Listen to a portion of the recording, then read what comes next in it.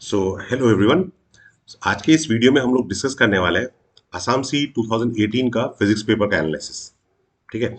इससे पहले वाले वीडियो में मैंने 2017 का एनालिसिस डिस्कस किया था। ठीक है। अगर वो वीडियो आपने नहीं देखा है तो मैं यहाँ पे आई बटन और डिस्क्रिप्शन दोनों में लिंक दे दूंगा, तो आप वो चेक कर सकते हैं। ठीक है। अच्छा, तो यहाँ पे देखिए असम सी में आपको पता है कि टोटल क्वेश्चंस 40 क्वेश्चंस आते हैं। ठीक है। तो क्लास 11 में 2018 का जो पेपर है उसमें टोटल क्वेश्चंस आए थे 16 क्लास 11 के सिलेबस से। ठीक है। तो out of 40 questions 16 question class 11 के सिलेबस से आया था। ठीक है। उसमें यूनिट्स एंड डायमेंशन से आया था question, dimensional formula in van der Waals equation. ठीक है। अब देखिए इस क्वेश्चन से या फिर जो ये मैं एनालिसिस दे रहा हूं, इससे आपको ये जज करना है कि ये नहीं कि आपको ये क्वेश्चन ही आपको 2021 में आएगा, बट आपको ये जज करना है कि किस तरह के क्वेश्चन आने वाले हैं। ठीक है। अब यूनिट्स एंड डायमेंशन में वैन डर वाल इक्वेशन, अब नॉर्मली ये चीज यार आंख में नहीं आता है। ठीक है। हम लोग पावर, फोर्स, एक्सेलरेशन, इन सब का डायमेंशन फॉर्मूला प्रैक्टिस करते हैं, बट वैन डर वाल इक्वेशन का नहीं करते हैं। ठीक है। वैन डर वाल इक्वेशन में जो टर्म्स थे, ठीक है, तो वो चीज जो मतलब थोड़ा अनकॉमन लगे, ठीक है, वो चीज आपको मिस आउट नहीं करना है। Motion in one dimension. अब मोशन इन वन डायमेंशन में, अब देखो यार, यहाँ पे पहले भी, इससे पहले बार 2017 के एनालिसिस में भी मैंने तुमको बोला था कि जो इक्वेशंस ऑफ मोशन है ना,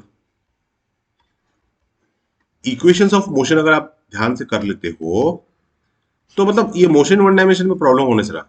ठीक है। स्टॉपिंग डिस्टेंस के ऊपर प्रॉब्लम आया, v equal to D X by D T, इसके ऊपर क्वेश्चन आया। इतना इजी क्वेश्चन है, तो मतलब ये सब तो आपको छोड़ना ही नहीं है। ठीक है। दो क्वेश्चन आया, laws of motion, laws of motion से दो क्वेश्चन आया है। अब लॉज ऑफ मोशन यार, लॉज ऑफ मोशन में क्या होता है कि हम लोग फ्री बॉडी डायग्राम से रिलेटेड बहुत सारे क्वेश्चंस प्रैक्टिस करते हैं, मल्टीपल पुलीज, ये सब वो। बट आप अगर असम सी लेवल का क्वेश्चन देखोगे ना, तो उसमें इतना कॉम्प्लिकेटेड क्वेश्चन नहीं आता है। सिंपल क्वेश्चन, ब्लॉक पुली पुल्ड बाय स्ट्रिंग। ठीक है।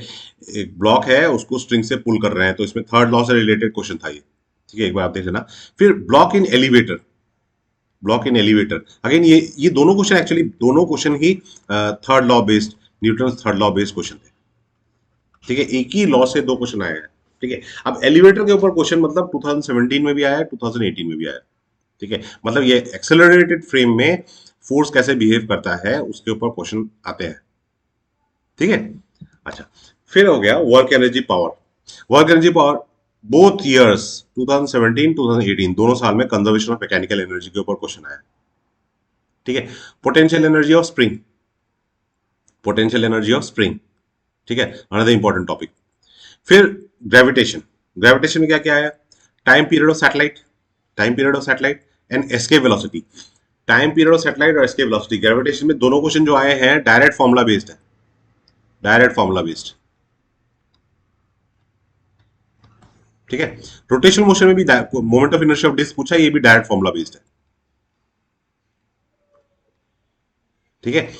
आसाम सी में मैक्सिमम क्वेश्चन जो आएंगे वो फॉर्मुला बेस्ड ही होंगे। ठीक है। सॉलिड्स, सॉलिड्स में क्वेश्चन आया था फ्रॉम ब्रेकिंग स्ट्रेस। ठीक है। अब देखिए सॉलिड्स भी बड़ा टॉपिक है। ठीक है, बड़ा टॉपिक है, बट सिर्फ उसमें से एक ही क्वेश्चन पूछा गया है।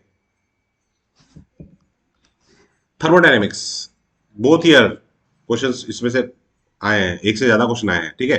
थर्मो कैनॉट इंजन, काफी इंपॉर्टेंट क्वेश्चन है। आप स्कूल लेवल एग्जाम बोलिए, कोई भी एग्जाम बोलिए, cannot engine is important topic. Isothermal bulk models of gas, ठीक है, ये भी एक अनदर इंपॉर्टेंट टॉपिक है।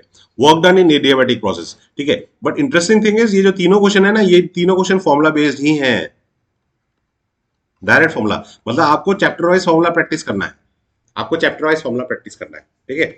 ऑसिलेशंस, ऑसिलेशन से amplitude of oscillation of A spring mass system, ये 2017 में भी आया है, 2018 में भी आया है।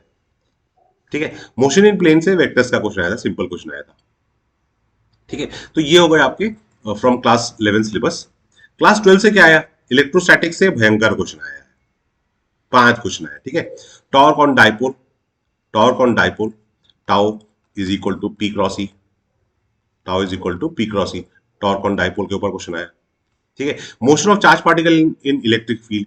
अब यार देखो, ये थोड़ा प्रोजेक्टाइल मोशन से रिलेट करके पढ़ोगे ना तो इजी लगेगा, क्योंकि प्रोजेक्टाइल मोशन में क्या होता है, पार्टिकल मूव करता है under the influence of gravitation field, यहाँ पे चार्ज पार्टिकल मूव करता है under the influence of electric field. एक बात और ध्यान रखना है कि चार्ज पार्टिकल जब इलेक्ट्रिक फील्ड में मूव करेगा, उस समय ग्रेविटी का इफेक्ट नहीं होता है, ग्रेविटी को हम नेग्लेक्ट करते हैं। ठीक है। Equivalent capacitance from circuit. अब देखो ये जो इक्विवेलेंट कैपेसिटेंस है ना, मतलब जैसे कैपेसिटेंस सीरीज में हो गए, ठीक है, सीरीज में हो गया, पैरेलल में हो गया, तो यार इसमें ना मतलब अलग अलग प्रैक्टिस करने का जरूरत नहीं है। आप या तो रेजिस्टर्स और या फिर आप कैपेसिटर, कोई एक प्रैक्टिस करो, दूसरा अपने आप हो जाएगा। ठीक है, खाली फॉर्मूला ही तो उल्टा है। रेजिस्टर्स में जो सीरीज का फॉर्मूला है वो कैपेसिटर में पैरेलल का फॉर्मूला है कि नहीं। अच्छा, फिर work done in rotating dipole. Dipole के ऊपर दो क्वेश्चन आए, एक टॉर्क ऑन डायपोल आ गया, एक work done in rotating dipole. Work done is equal to minus P dot E. ठीक है। RC circuit, charge on inductor. अब ये आरसी सर्किट, ये जो चीज है ये आपने एनसीईआरटी लेवल में नहीं पढ़ा होगा, बोर्ड प्रिपरेशन में आप लोगों ने नहीं पढ़ा होगा। ठीक है, ये एक एक्स्ट्रा चीज है जिसमें growth and DK of charge in a capacitor, उसके ऊपर एक क्वेश्चन है। ठीक है, तो इसको अगर आप चाहो तो इग्नोर कर सकते हो, क्योंकि तभी भी आप बाकी क्वेश्चन आप कर सकोगे। ठीक है, बट अगर किसी ने एंट्रेंस लेवल का प्रिपरेशन किया है तो आई एम श्योर ये growth of charge, growth of current, growth of potential in RC circuit, DK of charge, DK of current, DK of potential in RC circuit, ये सारी चीजें आप लोगों ने प्रैक्टिस किया होगा। ये किसी भी एंट्रेंस लेवल बुक्स में है, अवेलेबल है। ठीक है। Current electricity chapter. Current electricity में क्या क्या है? हीट डेवलप इन रजिस्टर, वो भी direct formula H equal to I square R T, formula मालूम है, गारंटेड क्वेश्चन हो जाएगा। Potential difference across a resistor. ठीक है यार, ये चीज ना, ये चीज मतलब जैसे मैं एक जनरल आइडिया आपको बता रहा हूँ कि जैसे सपोज कर लो ये रजिस्टर हो गया, अब ये रजिस्टर की जगह पे ये कैपेसिटर भी हो सकता है। ठीक है, तरीका करने का तरीका सेम ही होगा। तो जैसे ये एक सर्किट है R1 R2 R3 और ये पोटेंशियल V। अगर आपको पूछ लिया कि यहाँ पे कितना पोटेंशियल है, आपको पूछ लिया पोटेंशियल यहाँ पे कितना है, आपको पूछ लिया पोटेंशियल यहाँ पे कितना है, ठीक है, या फिर आपको पूछ लिया कि यहाँ पे करंट कितना फ्लो कर रहा है, ठीक है, आपको पूछ लिया करंट यहाँ पे कितना फ्लो कर रहा है, टोटल करंट नहीं पूछ रहे हैं, एक इंडिविजुअल रजिस्टर से कितना करंट पूछ रहा है। ठीक है, तो वो आप सीरीज पैरेलल का जो कॉन्सेप्ट है उसको रिलेट करके आप सॉल्व कर सकते हैं। ठीक है, तो ये रजिस्टर की जगह पे कैपेसिटर भी हो सकता है। ठीक है, तब भी तरीका एक जैसे ही होगा। फिर charge mobility, direct formula, mobility का फॉर्मूला अगर पता है डायरेक्ट ये क्वेश्चन हो जाएगा। चार्ज मोबिलिटी के ऊपर क्वेश्चन आया था, तो करंट इलेक्ट्रिसिटी से टोटल 3 क्वेश्चन आ गए। मूविंग चार्ज मैग्नेटिज्म से 2 क्वेश्चन आ गए। ठीक है, हेलिकल मोशन ऑफ चार्ज, अब अगर 2017 का पेपर देखोगे तो वहां पे सर्कुलर मोशन था, circular motion of charge particle in magnetic field. 2018 में पूछ लिया हेलिकल मोशन।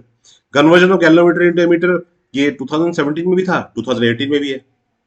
ठीक है, फिर ऑल्टरनेटिंग करंट, ऑल्टरनेटिंग करंट में आरएल सर्किट मतलब resistance inductor circuit, transformer, resonance in LCR circuit.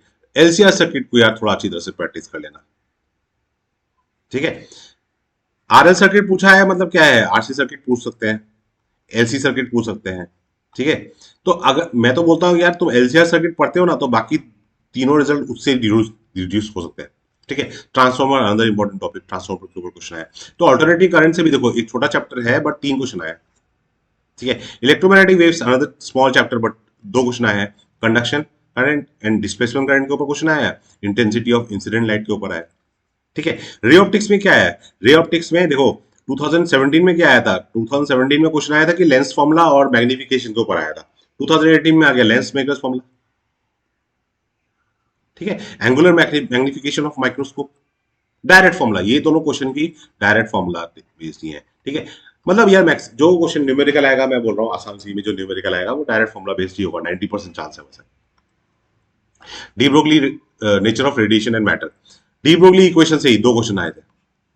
ठीक है, अभी ये देखो डी ब्रोगली इक्वेशन जो है ना, ये h by P is equal to h by twice M E K is equal to h by twice M Q V is equal to h by square root of 3m K T. तो यार ये अलग अलग form अगर de Broglie equation का पता है तो ये क्वेश्चन, ऐसे क्वेश्चन हो जाएंगे, इस तरह के क्वेश्चन। ठीक है, न्यूक्लियर से क्वेश्चन आया था बाइंडिंग एनर्जी। अब ये जनरली एंट्रेंस में हम लोग बोलते हैं बाइंडिंग एनर्जी से रिलेटेड क्वेश्चन नहीं आते हैं, मतलब नॉर्मली रेडियो एक्टिविटी से रिलेटेड क्वेश्चन आते हैं। ठीक है, या फिर कुछ थ्योरेटिकल क्वेश्चन आते हैं, बट बाइंडिंग एनर्जी का क्वेश्चन थोड़ा कैलकुलेशन ज्यादा रहता है। ठीक है, बट क्वेश्चन ईजी होता है, कैलकुलेशन थोड़ा ज्यादा होता है। बट देखो ये एंट्रेंस में आसाम सी में आ गया।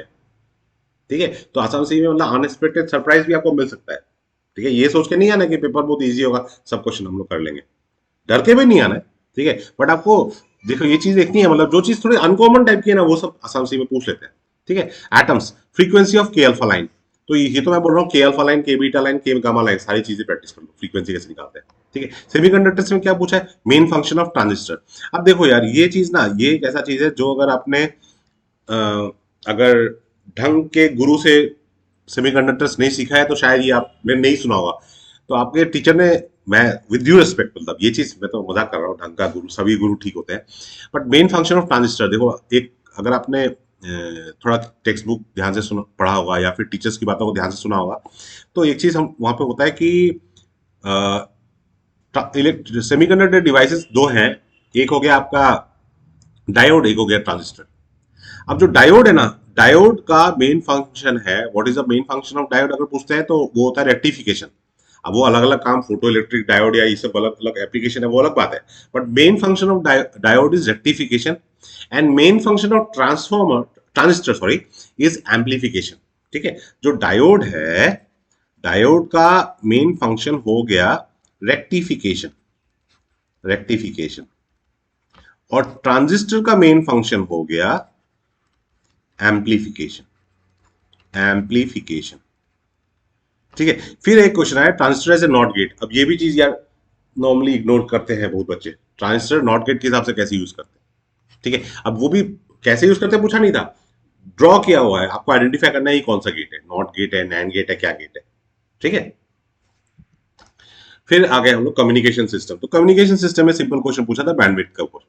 ठीक है, so this is the basic analysis. ठीक है, तो यहाँ पे यार सबसे इंपॉर्टेंट चीज तो ये हो गया, हम लोगों ने देखा कि आपके क्लास 12 के सिलेबस से 24 क्वेश्चन आ गए। ठीक है, और 16 क्वेश्चन आपके आ गए क्लास 11 से, 16 क्वेश्चन क्लास 11 से, मतलब क्लास 12 को ज्यादा इंपॉर्टेंस उन्होंने दिया है, क्लास 12 को ज्यादा इंपॉर्टेंस दिया है। ठीक है, तो मतलब ये एक 2018 का है। सिमिलरली मैं बाकी सालों के भी एनालिसिस दूंगा। इस एनालिसिस से देखो बेस्ट चीज आपको यही देखना है कि आपको कौन कौन सा टॉपिक आपने कवर, कुछ छूट तो नहीं गया है, कुछ छूट तो नहीं गया है, ये चीज आप ध्यान रखनी। और फिर इस एक पर्टिकुलर चैप्टर से किस लेवल के क्वेश्चन आते हैं, किस टाइप के क्वेश्चन आते हैं, वो भी चीज आपको सीखना है। ठीक है, so hope these videos helps you in your preparation. My best wishes, good luck.